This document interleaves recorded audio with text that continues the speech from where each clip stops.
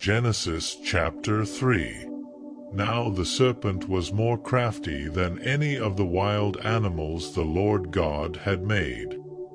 He said to the woman, "Did God really say, 'You must not eat from any tree in the garden'?" The woman said to the serpent, "We may eat fruit from the trees in the garden. But God did say, 'You must not eat fruit from the tree that is in the middle of the garden, and you must not touch it, or you will die.'" "You will not certainly die," the serpent said to the woman. "For God knows that when you eat from it your eyes will be opened, and you will be like God, knowing good and evil." When the woman saw that the fruit of the tree was good for food and pleasing to the eye, and also desirable for gaining wisdom, she took some and ate it. She also gave some to her husband, who was with her, and he ate it. Then the eyes of both of them were opened, and they realized they were naked.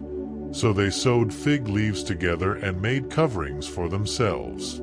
Then the man and his wife heard the sound of the Lord God as he was walking in the garden in the cool of the day, and they hid from the Lord God among the trees of the garden. But the Lord God called to the man, "Where are you?"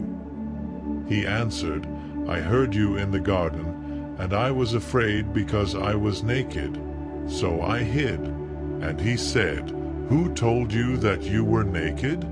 Have you eaten from the tree that I commanded you not to eat from?" The man said, "The woman you put here with me, she gave me some fruit from the tree, and I ate it." Then the Lord God said to the woman, "What is this you have done?" The woman said, "The serpent deceived me, and I ate." So the Lord God said to the serpent, "Because you have done this, cursed are you above all livestock and all wild animals. You will crawl on your belly, and you will eat dust all the days of your life. And I will put enmity between you and the woman, and between your offspring and hers. He will crush your head, and you will strike his heel." To the woman he said, "I will make your pains in childbearing very severe. With painful labor you will give birth to children. Your desire will be for your husband, and he will rule over you." To Adam he said, "Because you listened to your wife and ate fruit from the tree about which I commanded you, you must not eat from it. Cursed is the ground because of you. Through painful toil you will eat food from it all the days of your life. It will produce thorns and thistles for you, and you will eat the plants of the field.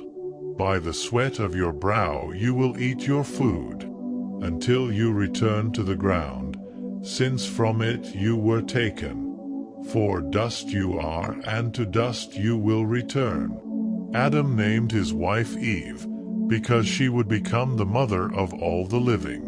The Lord God made garments of skin for Adam and his wife and clothed them. And the Lord God said, "The man has now become like one of us, knowing good and evil. He must not be allowed to reach out his hand and take also from the tree of life and eat, and live forever." So the Lord God banished him from the Garden of Eden to work the ground from which he had been taken. After he drove the man out, he placed on the east side of the Garden of Eden cherubim and a flaming sword flashing back and forth to guard the way to the tree of life. Genesis chapter 4. Adam made love to his wife Eve, and she became pregnant and gave birth to Cain. She said, "With the help of the Lord I have brought forth a man." Later she gave birth to his brother Abel. Now Abel kept flocks, and Cain worked the soil. In the course of time Cain brought some of the fruits of the soil as an offering to the Lord. And Abel also brought an offering, fat portions from some of the firstborn of his flock. The Lord looked with favor on Abel and his offering, but on Cain and his offering he did not look with favor. So Cain was very angry, and his face was downcast. Then the Lord said to Cain, Why are you angry? Why is your face downcast? If you do what is right, will you not be accepted? But if you do not do what is right, sin is crouching at your door. It desires to have you, but you must rule over it. Now Cain said to his brother Abel, "Let's go out to the field." While they were in the field, Cain attacked his brother Abel and killed him. Then the Lord said to Cain, "Where is your brother, Abel?" "I don't know," he replied. "Am I my brother's keeper?" The Lord said, "What have you done? Listen, your brother's blood cries out to me from the ground. Now you are under a curse and driven from the ground, which opened its mouth to receive your brother's blood from your hand. When you work the ground, it will no longer yield its crops for you. You will be a restless wanderer on the earth." Cain said to the Lord, "My punishment is more than I can bear. Today you are driving me from the land, and I will be hidden from your presence. I will be a restless wanderer on the earth, and whoever finds me will kill me." But the Lord said to him, "Not so. Anyone who kills Cain will suffer vengeance 7 times over." Then the Lord put a mark on Cain so that no one who found him would kill him. So Cain went out from the Lord's presence and lived in the land of Nod, east of Eden. Cain made love to his wife, and she became pregnant and gave birth to Enoch. Cain was then building a city, and he named it after his son Enoch. To Enoch was born Irad, and Irad was the father of Mehujael, and Mehujael was the father of Methuselah, and Methuselah was the father of Lamech. Lamech married 2 women, one named Adah and the other Zillah. Adah gave birth to Jabal. He was the father of those who live in tents and raise livestock. His brother's name was Jubal. He was the father of all who play stringed instruments and pipes. Zillah also had a son, Tubal-Cain, who forged all kinds of tools out of bronze and iron. Tubal-Cain's sister was Naamah. Lamech said to his wives, Adah and Zillah, "Listen to me. Wives of Lamech, hear my words. I have killed a man for wounding me, a young man for injuring me. If Cain is avenged 7 times, then Lamech 77 times. Adam made love to his wife again, and she gave birth to a son and named him Seth, saying, God has granted me another child in place of Abel, since Cain killed him. Seth also had a son, and he named him Enosh. At that time people began to call on the name of the Lord. Genesis chapter 5. This is the written account of Adam's family line. When God created mankind, He made them in the likeness of God. He created them male and female and blessed them. And He named them mankind when they were created. When Adam had lived 130 years, he had a son in his own likeness, in his own image, and he named him Seth. After Seth was born, Adam lived 800 years and had other sons and daughters.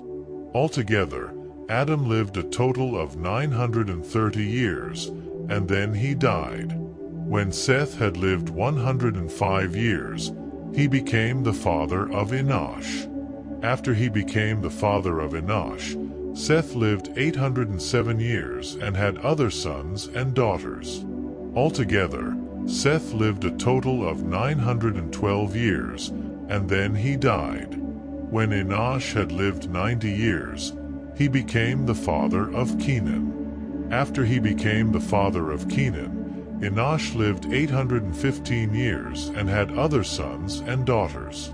Altogether, Enosh lived a total of 905 years, and then he died. When Kenan had lived 70 years, he became the father of Mahalalel. After he became the father of Mahalalel, Kenan lived 840 years and had other sons and daughters. Altogether, Kenan lived a total of 910 years, and then he died. When Mahalalel had lived 65 years, he became the father of Jared. After he became the father of Jared, Mahalalel lived 830 years and had other sons and daughters. Altogether, Mahalalel lived a total of 895 years, and then he died. When Jared had lived 162 years, he became the father of Enoch.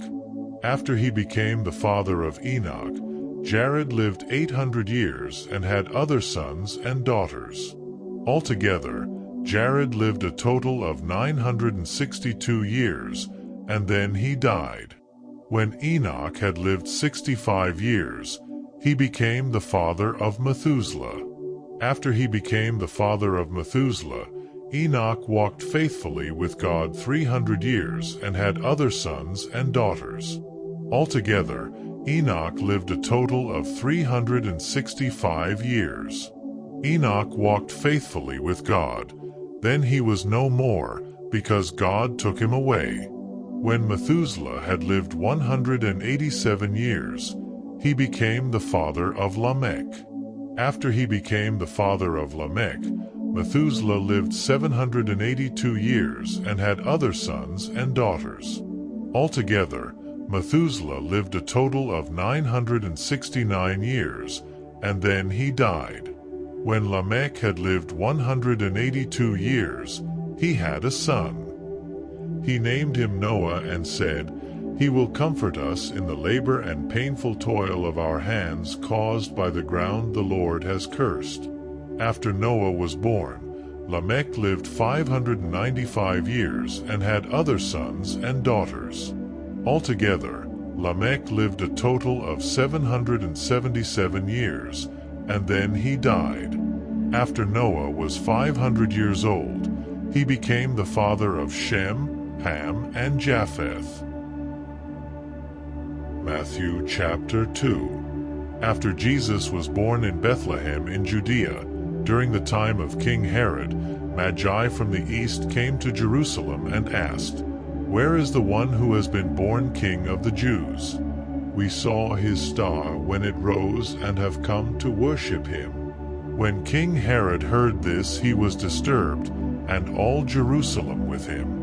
When he had called together all the people's chief priests and teachers of the law, he asked them where the Messiah was to be born. "In Bethlehem in Judea," they replied, "for this is what the prophet has written. But you, Bethlehem, in the land of Judah, are by no means least among the rulers of Judah, for out of you will come a ruler who will shepherd my people Israel." Then Herod called the Magi secretly and found out from them the exact time the star had appeared. He sent them to Bethlehem and said, "Go and search carefully for the child. As soon as you find him, report to me, so that I too may go and worship him." After they had heard the king, they went on their way, and the star they had seen when it rose went ahead of them until it stopped over the place where the child was. When they saw the star, they were overjoyed. On coming to the house, they saw the child with his mother Mary, and they bowed down and worshipped him. Then they opened their treasures and presented him with gifts of gold, frankincense, and myrrh. And having been warned in a dream not to go back to Herod, they returned to their country by another route. When they had gone, an angel of the Lord appeared to Joseph in a dream. "Get up," he said, "take the child and his mother and escape to Egypt. Stay there until I tell you, for Herod is going to search for the child to kill him." So he got up, took the child and his mother during the night and left for Egypt, where he stayed until the death of Herod. And so was fulfilled what the Lord had said through the prophet, "Out of Egypt I called my son." When Herod realized that he had been outwitted by the Magi, he was furious, and he gave orders to kill all the boys in Bethlehem and its vicinity who were 2 years old and under, in accordance with the time he had learned from the Magi. A voice is heard in Ramah, weeping and great mourning, Rachel weeping for her children and refusing to be comforted, because they are no more. After Herod died, an angel of the Lord appeared in a dream to Joseph in Egypt and said, "Get up, take the child and his mother and go to the land of Israel, for those who were trying to take the child's life are dead." So he got up, took the child and his mother and went to the land of Israel. But when he heard that Archelaus was reigning in Judea in place of his father Herod, he was afraid to go there. Having been warned in a dream, he withdrew to the district of Galilee, and he went and lived in a town called Nazareth. So was fulfilled what was said through the prophets, that he would be called a Nazarene.